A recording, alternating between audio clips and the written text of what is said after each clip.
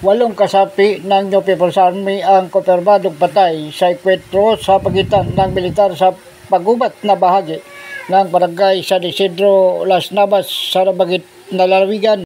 Ayon sa 8th Infantry Division ng Philippine Army, nag-ugat ang enkwentro sa impormasyon ng isang residente na umano'y may presensya ng armadong grupo na nangingigil at nananakot sa mga magsasaka sa lugar.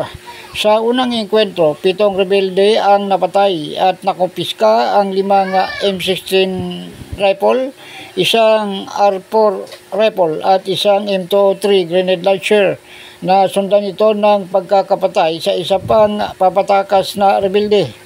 Kinundina ng militar ang matagal ng kasaysayan ng karahasan ng Eastern Visayas Regional Party Committee, kabilang na ang pananambang umano noong Oktubre 7 taong 2022 na ikinasugat ng isang 10 taong gulang na bata at pagkamatay ng 2 sundalo sa Jipapad, Eastern Samar.